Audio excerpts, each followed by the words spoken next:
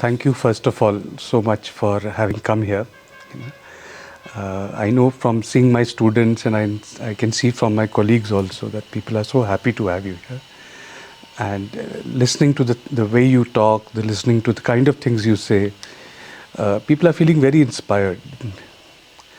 Uh, Many people I'm sure must have been wondering, I mean, all your students and our people also here, you know, how did you become the kind of person you are?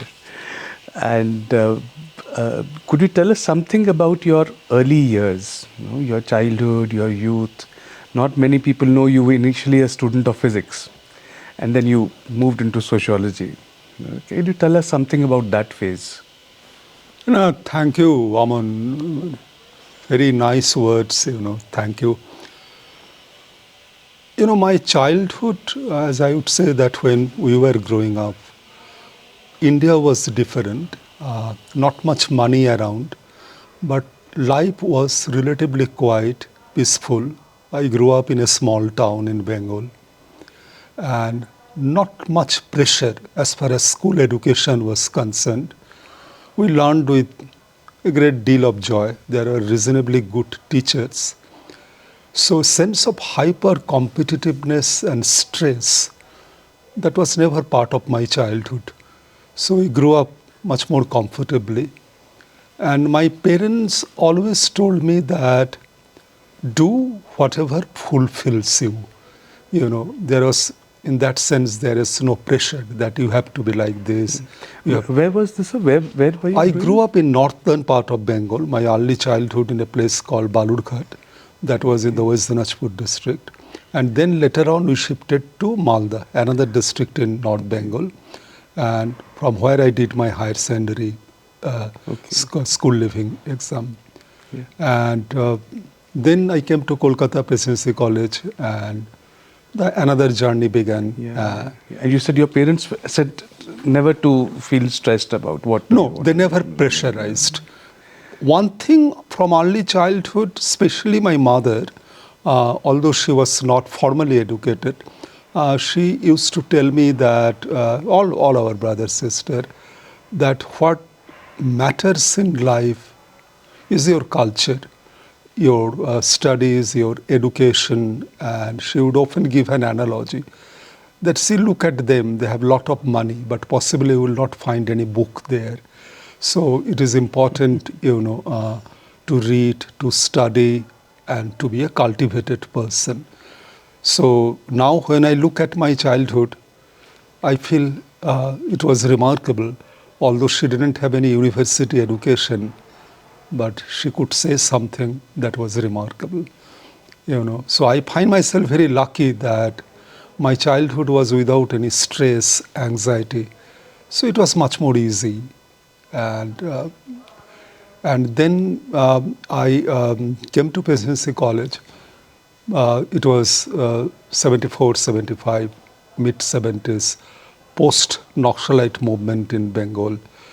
And Calcutta as a city, and left politics, radical theatre, films of Satyajit Ray, Mrinal Sen, Ritik Ghatak. So although I was studying physics, I grew up in that milieu in Calcutta, where it was almost impossible to remain indifferent to good theatre, good cinema, lot of political debates, lot of left literature. I remember in the first year, I came to a famous College Street coffee house, and there was one group, a group of radical humanists.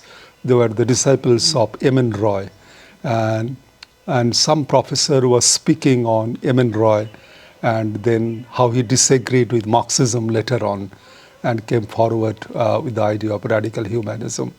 So all those things were happening, and many of my friends were from literature, from history. I read a great deal of Bengali literature at that time, and those things were making me think that possibly not the natural sciences, my Shadharma, I would fulfill my Shadharma in liberal arts, humanities, social sciences. So that was a turning point. I did quite well in physics. I loved mathematics. But then I decided to give a jump. And I thought that if I do social sciences, the only place I should come is JNU. And I told my parents that I'm leaving physics and I would opt for sociology. I wanted to study philosophy, but there was no philosophy department in JNU.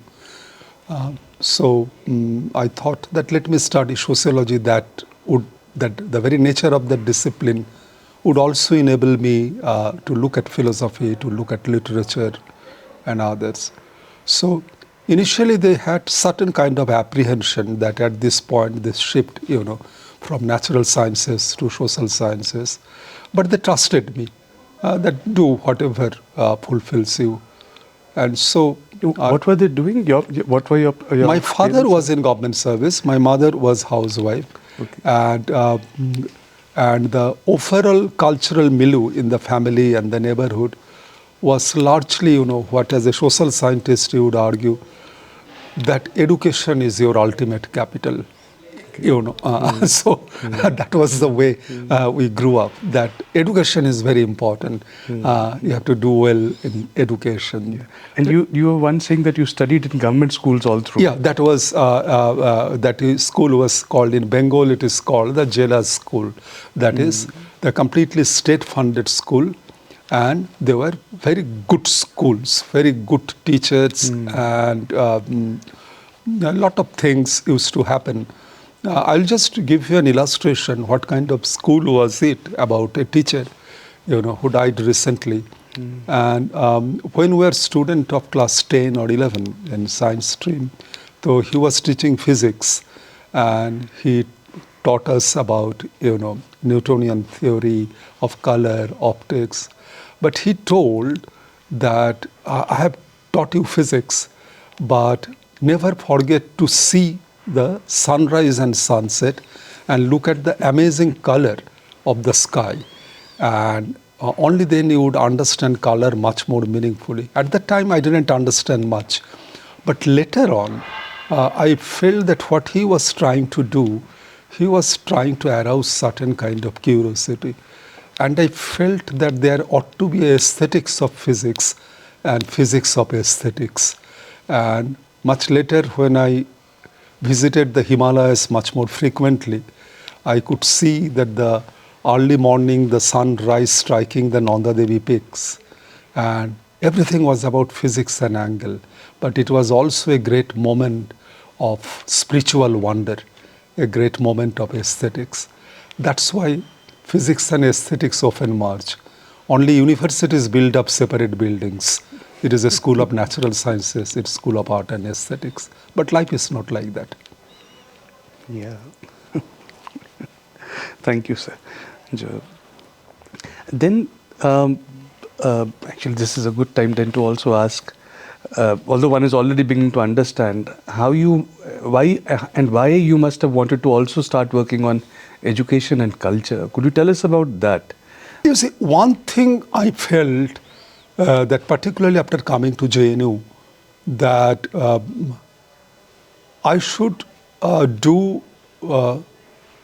I should be a communicator in the sense that the ideas that I am learning, the way I am seeing the world, visualizing the world, and things I am passionate about, I should communicate.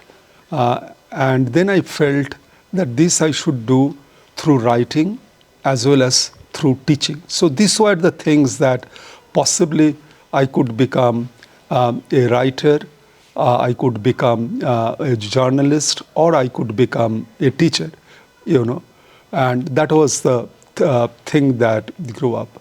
And then in the university, when I was in JNU, and you too would agree with me, you were part of the same university, and a lot of learning took place also outside the classroom. I'll just give you an illustration. When we were in MA program, one of our professors teaching social theory asked us to write a term paper on Talcott persons, especially keeping in mind the structure of social action and the social system, these two heavy texts, and the way persons' rights, heavily complex, jargonized. So it's not feeling good reading him. So one day just, completely lost. In the JNU library, I happened to find a book by Chidananda Dasgupta's The Cinema of Satyajit Ray. I borrowed that book and I began to read, and I told myself, forget persons. Now, just understand race films through Chidananda Dasgupta's book. So I think that urge to, go beyond the syllabus, just go beyond the syllabus. You are doing sociology, you have to write a term paper, technical term paper. But still I felt that, for 2 days, let me read this book, so there was certain kind of thing, that exploration of ideas. And that led me to reflect on education, how things should be taught, disseminated, the interest of the child, the interest of the student should be aroused. So education, I began to reflect on education, and then began to read a lot of writings on education. To begin with, in Bangla, Rabindranath Tagore's writings on education, the way he built up Shantiniketan, his critique of regimented schooling, his ideas of a different kind of education, read Gandhi, Gandhi's notion of education, and then all those other modern thinkers, Ivan Illich, Paulo Freire, and all of them. So that made me feel that it could be such a wonderful vocation, and so much thing could be done in the field of education, So these were going on, education and writing, and that was the way my interest in education, happened, and I began to take active interest in education, and then the very fact that you began to teach. So every day, when you reflect on your classroom experiences, you begin to reflect on many critical questions relating to education, about the teacher-student relationships, the kind of questions you ask them, the way you formulate your end semester exam, the term paper that you ask them to write. So everything is related to pedagogy, ideology, curriculum, those questions.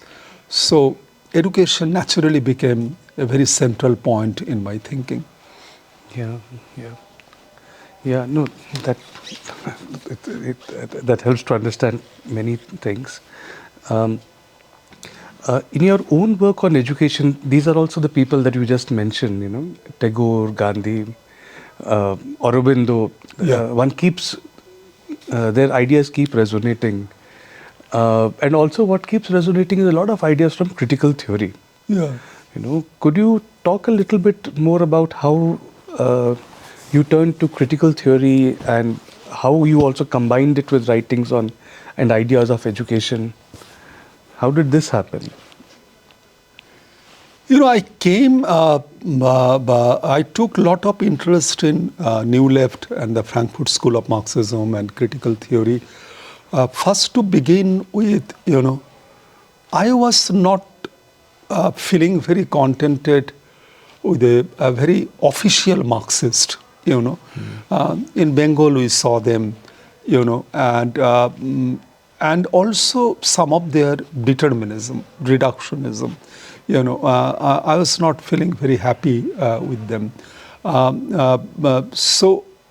And then when I began to read, during my MPhil days, lot of work of Sigmund Freud, psychoanalysis, and then, the later Freudian, especially Erich Fromm and Herbert Marcuse and others, that began to strike my imagination, how these great creative minds were negotiating with both Karl Marx and Sigmund Freud and many other thinkers, and rethinking modernity, rethinking the age of enlightenment, raising a lot of critical questions about culture industry, about instrumental rationality, about technocratic reasoning, raising a lot of critical questions. That gave me a lot of possibility space. So I began to read a great deal about the Frankfurt School Marxism and New Left, particularly the writings of Adorno, Marcuse, Erich Fromm, And that fascinated me. And I felt that, especially at one level, and then the interest in modernity, and enlightenment, the modernity, colonialism, decolonization. So there are two gates.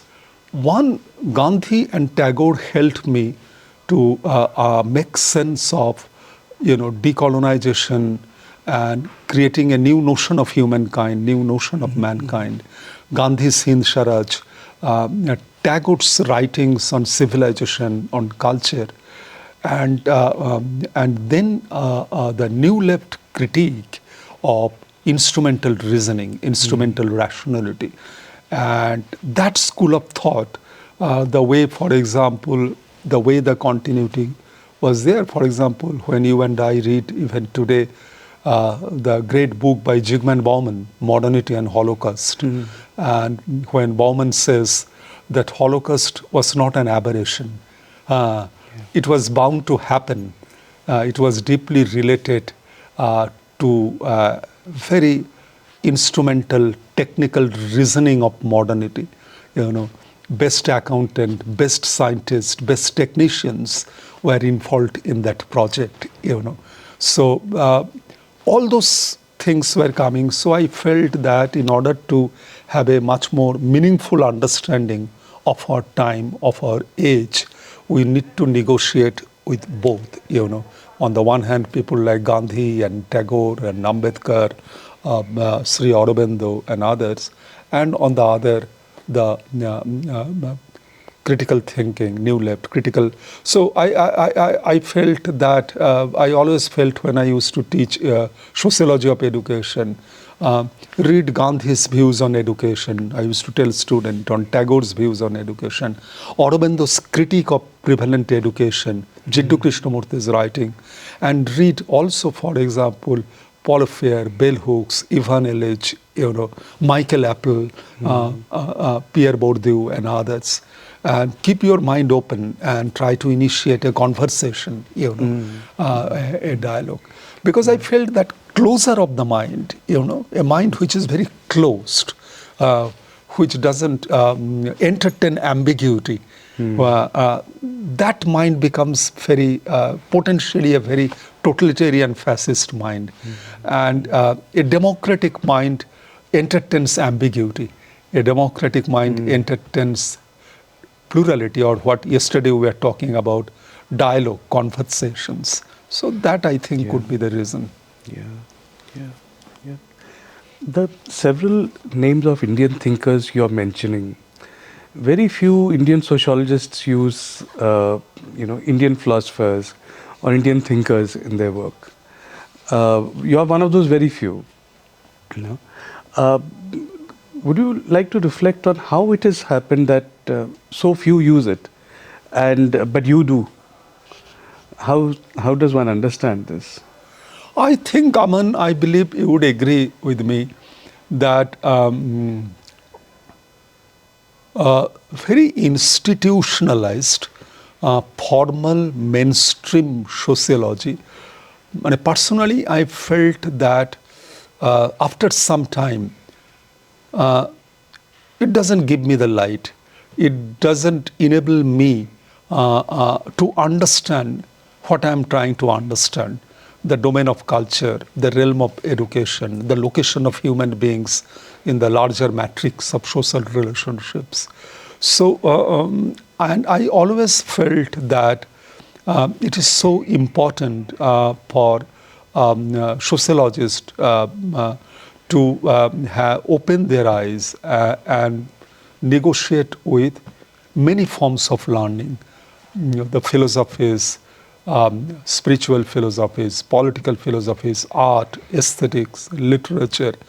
So as I told that in the 70s when we were growing up, seeing theatre by Badal Sharkar, one of the experimental theaterists in India, seeing Meenal Sen film, race films. So I felt that these are such wonderful documents, and those artists depict so beautifully about our society and the individual location in society, the politics, the culture, the aesthetics. So it's very important for the student of sociology also to read that, to understand that. Sociology should not begin and end with Durkheim, Weber, Marx, and Talcott persons. The world is much more bigger. The world is much more wider, and so many insights are coming. Robert Nisbet, Sociology as an Art Form. Yeah. You and I love that book, and see the way Nisbet was saying that the landscape that in the late 19th, early 20th century, European modernity and the Western capitalism, these three master sociologists, Durkheim, Weber, and Marx, were portraying. And he says that the similar kind of landscape you could see in lot of literature, lot of poetry that came at that time. Say the Weberian disenchantment with the modernity. You could also see in lot of romantic poetry. Certain kind of skepticism towards steam engine, skepticism towards anonymity that modernity is leading to, or later on what George Simmel is writing in Metropolis and Mental Life about what happened to our existence. So these are, I think, a very beautiful turning points. So I felt that our sociology should become also experimental, should become also innovative. So if I write a piece on modernity, the way Habermas would come, the way Weber would come, possibly I could also negotiate with Tagore's Crisis in Civilizations. I could also negotiate with Gandhi's Hind Swaraj. I could also talk to Nehru's The Discovery of India. So why should Habermas or Weber constrain my horizon and prevent me from having a dialogue with Gandhi's Hind Swaraj or Tagore's Crisis in Civilization or Aurobindo's? It's a beautiful book, The Human Cycle, where he was examining that entire evolution about, that the way the modern age manifested itself in two ways. One, he says that social Darwinism of very individual-centric capitalism. And another, he says, that very collectivist authoritarianism of Stalinist socialism. But is there a possibility of a new age beyond the social Darwinism of capitalism and the authoritarianism of Stalinist socialism? Can human society evolve further? And it is here his quest for a new age of freedom. And that freedom would come not from the way the West regards as freedom, but a deep spiritual awakening of human beings, where your and my freedom are deeply related to the freedom of others. And that is possible through love. In a different way, Erich Fromm was talking about that the being mode of existence, not the having mode of existence that the modern capitalism creates, but the being mode of existence that would lead to a new society, new revolution. So I think all this madness was going on, the different ideas, different landscapes. And I was trying to derive my inspiration from this spectrum. And I was aware that this is not actually the way mainstream sociologists write. This is not the way they see the world. And I would be seen with a lot of questions and a lot of rejections, a lot of apprehensions. But I think that at the end of the day, it is important to speak what you want to speak. It is important to write the way you feel you should write. Nothing matters more than the urge to be authentic. Yeah, and it has, of course, one need not have validation from society alone, but from the way students have responded to you, from the way you are so widely read and you keep writing in so many different kinds of sites. So there is some validation there. So people do want to students do relate to this. People do want to read about things with this kind of a perspective. So there is at least, of course, external validation is not the only way to look at it, but that's one thing. A last question then. So now after 31 years of teaching at JNU, you have started on a new journey. Uh, how do you look at those 31 years, and now what are the new things which are unfolding?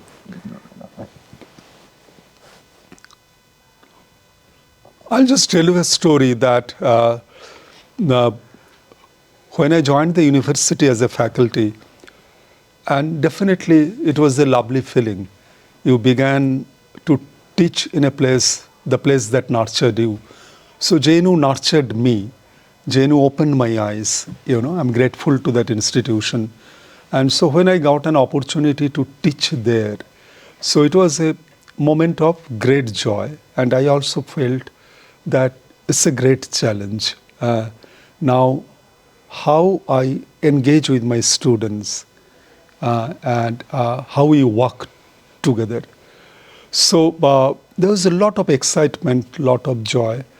And I am lucky, till the time I was working there, there was no interference in the way I would teach, in the way I would formulate my readings, I would design my courses. I used to take open book exams, in semester. I would tell students that go anywhere you want. You can go to the moon also. But the only thing is that after 3 hours, you have to submit your answers. So after that, students would say that we have never experienced such difficult exams. So and there was a great joy. They would also feel very happy. For many of them, it was the first time experience that writing an open book exam.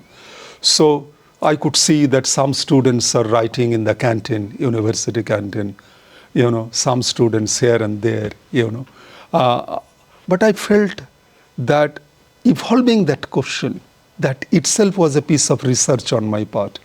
It's an open book exam. So I cannot ask a typical question that write about the 4 kinds of suicide Durkheim talked about. It's a plagiarized question and there will be a plagiarized answer.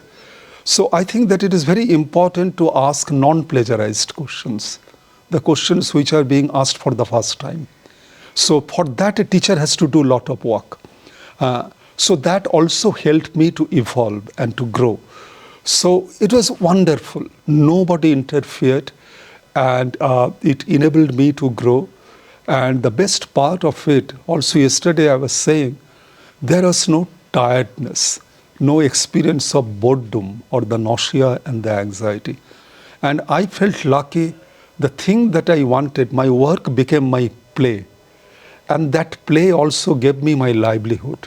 So there was no gap between the way I earn my livelihood and what I love to do, my play.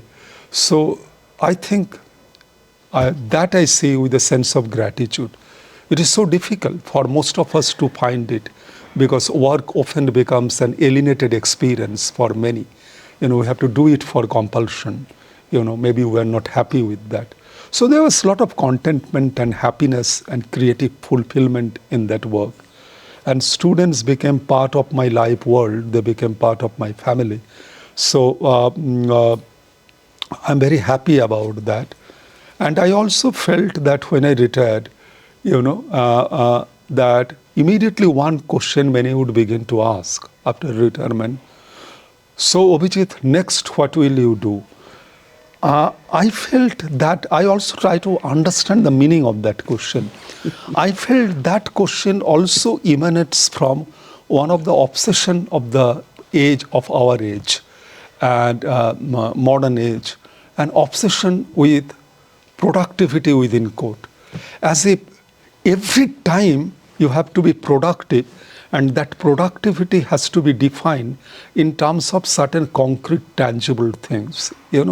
Every fragment of the clock time has to be used for productive purposes.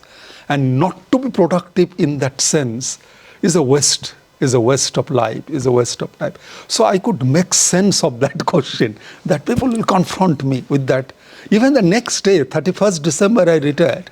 From 1st January, people are asking, so next what? So I used to tell them, relax, relax, relax. Allow me to make sense of what it is, allow me to make sense of what it is. It is 9 a.m. I am not going to the class, I'm listening to Bismillah Khan Shehnai. So I think that it is also important to redefine life. And what the Buddhist would say, to let go.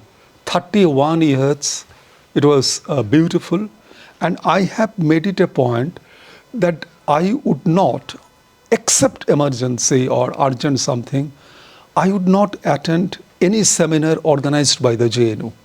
I have taught there. I have tried to give my best to that institution, and that institution nurtured me.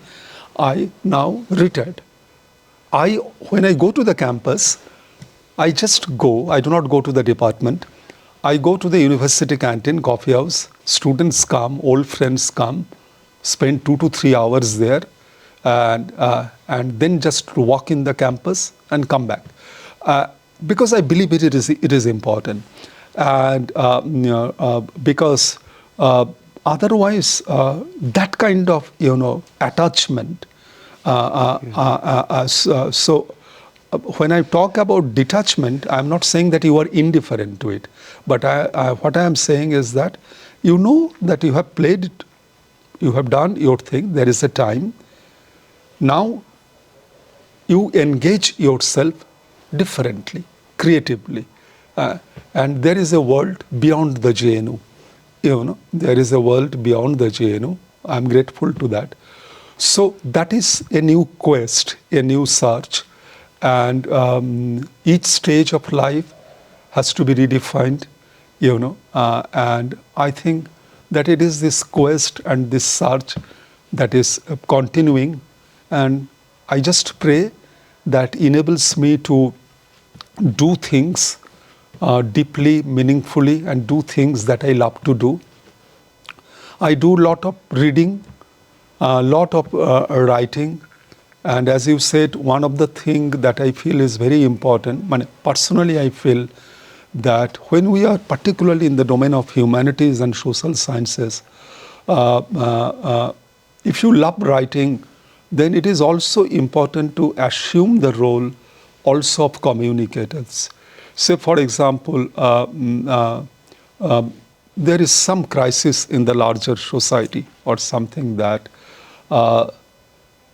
it is also important to write a 1,000-word piece in a newspaper and to communicate with the people.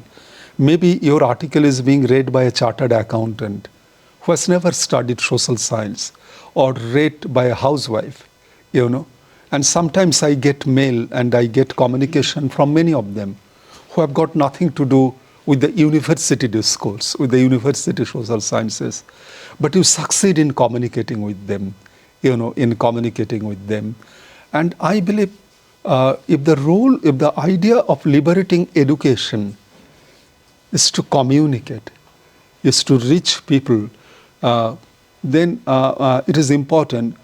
We also should try our best to come out of a very limited, exclusivist India Habitat Center and India International Center of closed academic circuit. You have to communicate with a housewife, with a young student, with a chartered accountant, with a trade union leader, with a rightist, with a leftist, with a centrist. You have to communicate with people. So that is another thing which I love to do, and that's difficult. You receive a lot of abuses in the age of social media. Luckily, I am not in that. I am not on Facebook or Twitter and all that. But when there was a university mail, official mail, the moment I would write something, the fact that I am a professor of JNU, I would get a lot of hate mail. But that's part of it. But there are many, many things where you would get a lot of love, lot of affection, lot of hope that the people would write to you. So, and if you assume that role, you need to have that calmness, that in the as a public intellectual, if you assume that role, some would abuse you, some would hate you, some would dislike you, some would like you. One should not be terribly affected by that emotionally, mentally. And so going on, Amman, it's going on, and every moment one try to see that how this moment is beautiful. For example, these 3 days in the company of all of you are so extraordinary, so beautiful.